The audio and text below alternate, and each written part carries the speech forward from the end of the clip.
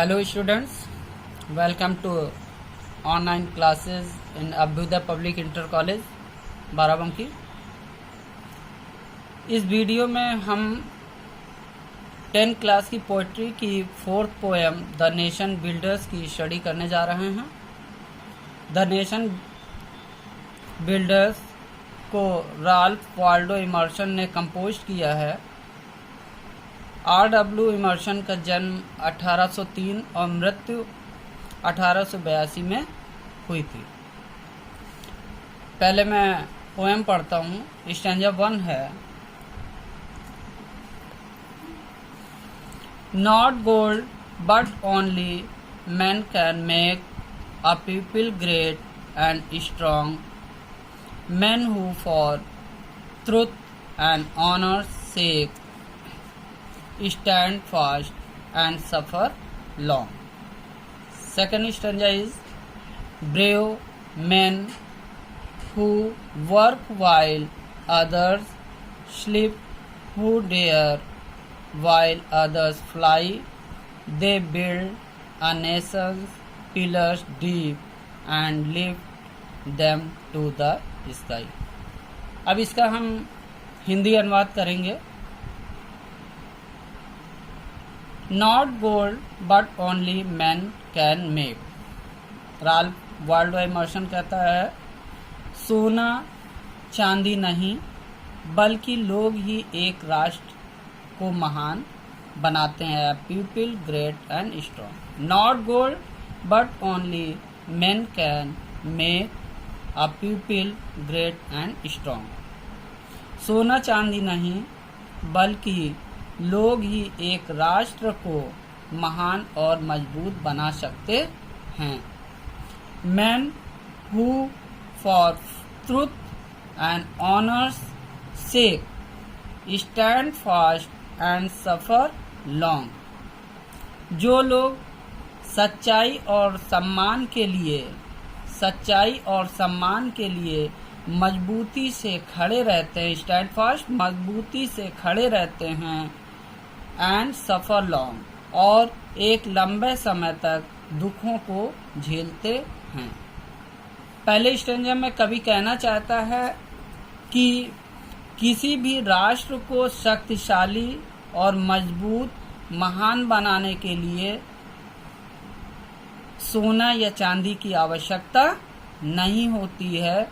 उस राष्ट्र के जो सच्चे लोग हैं, जो नागरिक हैं, जो सच्चाई और सम्मान के लिए मजबूती से खड़े रहते हैं और लंबे समय तक कठिनाइयों का सामना करते हैं, वही कर्मवीर व्यक्ति जो हैं राष्ट्र को मजबूत और शक्तिशाली बना सकते हैं।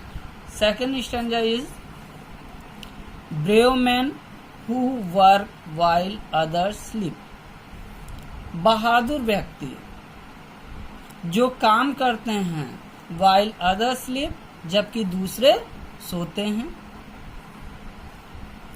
Who dare while others fly, वे अपने who dare while others fly, वे हिम्मत करते हैं जबकि दूसरे भाग जाते हैं। They build a nation's pillars deep, वे राष्ट्र के स्तंभों को गहराई तक मजबूत बनाते हैं। And lift them to the sky, और उन्हें आसमान की बुलंदी तक ऊंचा उठा देते हैं। सेकेंड स्टैंजा में कवि कहना चाहता है कि बहादुर लोग निरंतर अपने कार्यों में जुटे रहते हैं, जबकि अन्य अपना समय यूं ही गंवाते हैं। कठिनाइयां आने पर कर्मवीर उसका डट कर मुकाबला करते हैं, जबकि अन्य मैदान छोड़कर भाग खड़े होते हैं। कर्मवीर अपने कार्यों से राष्ट्र के स्तंभ को मजबूती प्रदान करते हैं और राष्ट्र को आसमान की बुलंदियों तक पहुंचाते हैं। Now we read the central idea of the poem, The Nation Builders. The central idea of the poem, The Nation Builders, composed by R.W. Emerson, is that gold or material wealth cannot make a nation great. It is the people who stand firmly and suffer long for the sake of truth and honor can bring glory to a nation. To be great, a nation needs brave, hard-working and courageous citizens. Hindi translation. The central idea of the poem The Nation Builders, composed by R.W. Emerson. R.W. Emerson द्वारा रचित nation builders कविता का केंद्रीय भाव है is that gold और material wealth can not make a nation great, कि सोना या सांसारिक संपत्ति किसी राष्ट्र को महान नहीं बना सकती है.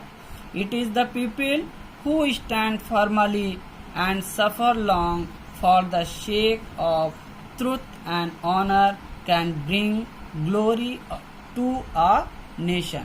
केवल वे लोग जो सच्चाई और देश के सम्मान की रक्षा के लिए लंबे समय तक दृढ़ रहकर कष्ट सहते हैं, किसी देश की शान बढ़ा सकते हैं. Can bring glory to a nation, किसी देश की शान बढ़ा सकते हैं. To be great, a nation needs brave, hard-working and courageous citizens. महान बनने के लिए, to be great, महान बनने के लिए a nation, एक देश को वीरों, परिश्रमियों और साहसी नागरिकों की आवश्यकता होती है. एक बार सारांश मैं पूरा पढ़ देता हूँ. R.W. इमर्सन द्वारा रचित द नेशन बिल्डर्स कविता का केंद्रीय भाव है कि सोना या संपत्ति किसी राष्ट्र को महान नहीं बना सकती. केवल वे लोग जो सच्चाई और देश के सम्मान की रक्षा के लिए लंबे समय तक दृढ़ रहकर कष्ट सहते हैं, किसी देश की शान बढ़ा सकते हैं. महान बनने के लिए एक देश को वीर, परिश्रमी और साहसी नागरिकों की आवश्यकता होती है. It's okay.